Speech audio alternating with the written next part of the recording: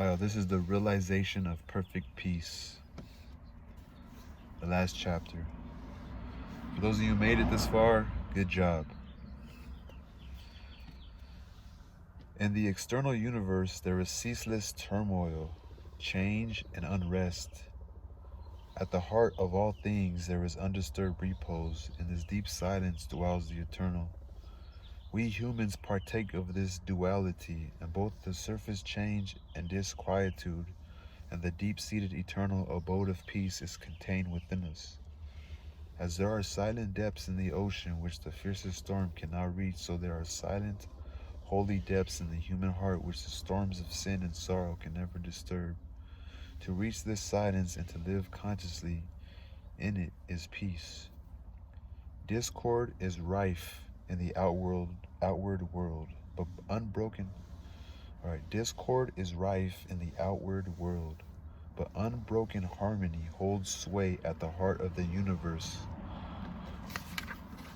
The human soul, torn by discordant passion and grief, reaches blindly toward the harmony of the sinless state, and to reach this state and to live consciously in it is peace. Hatred severs human lives, fosters persecution, and hurls nations into ruthless war, yet we humans, though we do not understand why, retain some measure of faith in the overshadowing of a perfect love. And to reach this love and to live consciously in it is peace.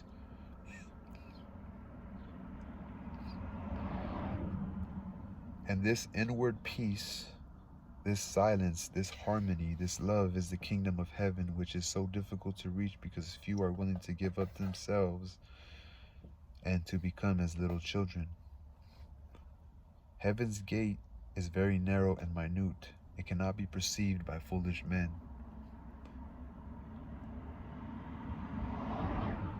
It cannot be perceived by foolish men blinded by vain illusions of the world. E'en the clear-sighted who discern the way and seek to enter find the portal barred and hard to be unlocked. Its massive bolts are pride and passion, avarice and lust. Avarice, A-V-A-R-I-C-E. We cry peace, peace, where there is no peace, but on the contrary, discord, disquietude, and strife. Apart from that wisdom, which is inseparable from self-renunciation, there can be no real and abiding peace. The peace that results from social comfort, passing gratification, or worldly victory is transitory in its nature and is burned up in the heat of fiery trial. Only the peace of heaven endures through all trials, and only the selfless heart can know the peace of heaven. Holiness alone is undying peace. Undying peace, meaning peace forever. Holiness alone is peace always. Undying peace.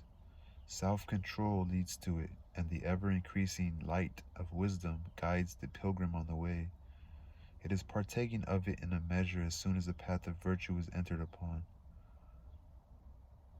But it is realized in its fullness only when self disappears in the consummation of a stainless life. This is peace, to conquer love of self and the lust of life. That's peace, to conquer the love of self and the lust of life. To tear deep-rooted passion from the heart, to still the inward strife. To still the inward strife, like to control your thoughts, to control your emotions within yourself.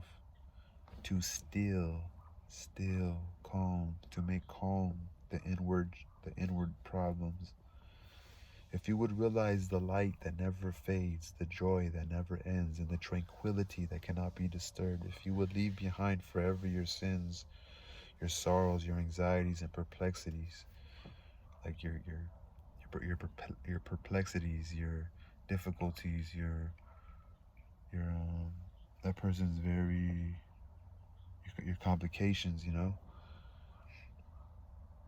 If you would realize the light that never fades, the joy that never ends, and the tranquility that cannot be disturbed, if you would leave behind forever your sins and your sorrows, your anxieties and perplexities, if you would partake of this salvation, this supremely glorious life, then conquer yourself. Bring every thought, every impulse, and every desire into perfect obedience to the divine power resident within you. There is no other way to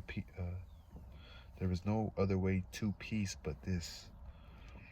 And if you refuse to walk it, your praying and your strict adherence to ritual will be fruitless and unavailing. Will be fruitless and unavailing, and neither gods nor angels can help you. Come away for a while from external things, from the pleasures of the senses, from the arguments of the intellect, from the noise and the excitements of the world, and withdraw yourself into the inmost chamber of your heart, and there, free from the sacrilegious intrusion of all selfish desires, you will find a deep silence, a holy calm, a blissful repose. And if you will rest a while in that holy place and will meditate there, the faultless eye of truth will open within you, and you will see things as they really are. This holy place within you is your real and eternal self. It is the divine within you, and only when you identify yourself with it can you be said to be clothed and in your right mind. It is the abode of peace and the temple of wisdom, the dwelling place of immortality. Apart from this inward resting place, this mount of vision, there can be no true peace, no knowledge of the divine. And if you can remain there for 1 minute, 1 hour, or 1 day, it is possible for you to remain there always. All your sins and sorrows, your fears and anxieties are your own. And you can cling to them or you can give them up. Of your own accord, you cling to your unrest. Of your own accord, you can come to abiding peace. No one else can give up sin for you. You must give it up yourself. The greatest teacher can do no more than walk the way of truth and point it out to you. You yourself must walk it for yourself. You can obtain freedom and peace alone by your own efforts, by yielding up that which binds the soul and which is destructive of peace. The angels of divine peace and joy are always at hand, and if you do not see them and hear them and dwell with them, it is because you shut yourself out from them and prefer the company of the spirits of evil within you. You are what you will to be, what you wish to be, what you prefer to be. You can commence to purify yourself, and by so doing can arrive at peace. Or you can refuse to purify yourself and so remain with suffering. Step aside then, come out of that fret and the fever of life, away from the scorching heat of self, and enter the inward resting place where the cooling airs of peace will calm, renew, and restore you. Come out of the storms of sin and anguish. Why be troubled and tempest-tossed when the haven of peace is so near? Give up all self-seeking, give up self, and the peace of God will be yours. Subdue the animal within you, conquer every selfish uprising, every discordant voice. Transmute the base metals of your selfish nature into the unalloyed gold of love, and you shall realize the life of perfect peace. Thus subduing, thus conquering, thus transmuting, you will, while living in the flesh, cross the dark waters of mortality and will reach that shore upon which the storms of sorrow never beat, and where sin and suffering and dark uncertainty cannot come. Standing upon that shore, wholly compassionate, awakened, self-possessed, and glad with unending gladness, you will realize that never the Spirit was born, the Spirit will cease to be never. Never was time, it was not, end and beginning are dreams. Birthless and deathless and changeless remaineth the Spirit forever. Death had not touched it at all. Dead though the house of it seems. Dead hath not touched it at all. Dead though the house of it seems. You will then know the meaning of sin, of sorrow, of suffering, and that the end thereof is wisdom. You will know the cause and the issue of existence. And with this realization you will enter into rest, for this is the bliss of immortality. This is the unchangeable gladness. This is the untrammeled knowledge, undefiled wisdom, and undying love. This and this only is the realization of perfect peace. All right, that was the end of the book. Now I'm going to read about the author. It's only one small paragraph. So James Allen was born in Leicester, uh, it doesn't have a CH, so I call it Leicester, England. Leicester, maybe it's Leicester, England, in 1864. He took his first job at 15 to support his family.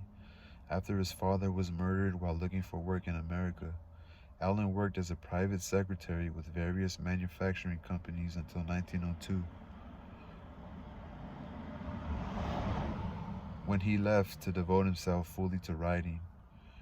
In 1902, shortly after completing his first book, From Poverty to Power, in 1901, he moved to Ilfracombe, England, where he went on to write 18 more books before his death 10 years later in 1912.